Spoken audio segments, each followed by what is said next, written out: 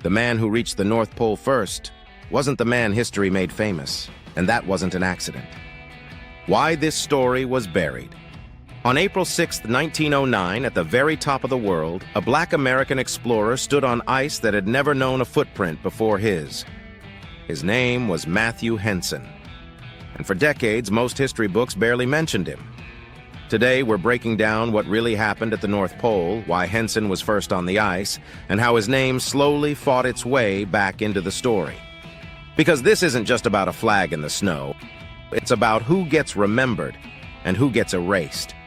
Matthew Henson was born in 1866, right after the Civil War. His parents were sharecroppers in Maryland. Life was already tough. Then both of his parents died while he was still a kid. By age 12, he ran away to sea, not for adventure, for survival. On a merchant ship, he learned to read and write under Captain Childs. He learned navigation, discipline, how to stay calm when the ocean turned violent. While most boys his age were in schoolyards, Henson was crossing oceans. That training would later matter more than anyone realized. In Washington, D.C., Henson met Robert Peary. Peary wanted to explore the Arctic. Henson needed work. What Peary got was something better than luck. He got skill. Henson repaired broken equipment in freezing winds, managed sled teams, handled supplies, spoke Inuit language, learned survival skills most explorers ignored. Here's what many Arctic teams got wrong: arrogance. European explorers often dismissed Inuit knowledge. They wore the wrong clothes, ate the wrong food, traveled the wrong way. Henson did the opposite. He learned from Inuit communities how to layer animal skins to trap heat, how to build sleds that wouldn't snap, how to read ice like a map. That decision likely saved the mission. By early 1909, the expedition toward the North Pole was stripped down to its strongest members. Anyone slowing things down was sent back. Temperatures dropped below -40 degrees Fahrenheit.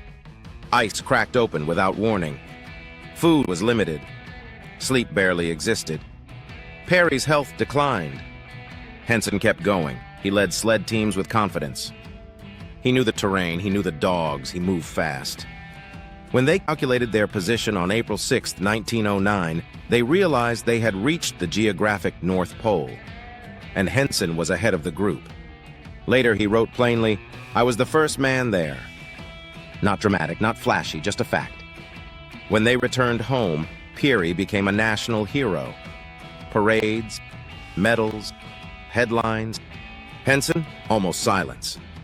In early 1900s America, the idea that a black man stood first at the top of the world didn't fit the story many people wanted to tell, so his role was minimized.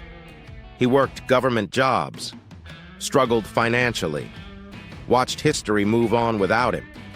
In 1912, he published A Negro Explorer at the North Pole. It didn't change everything overnight, but it kept the truth alive. In 1944, Congress finally awarded Henson a medal. Decades later, his remains were moved to Arlington National Cemetery, placed near Peary. It was symbolic, but it was also overdue.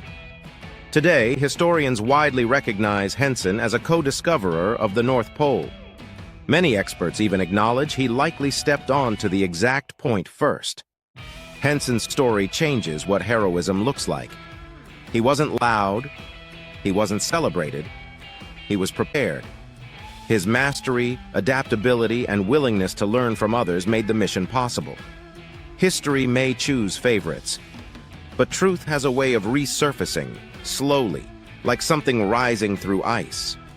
Watch the next video on your screen to uncover another hidden figure history tried to forget.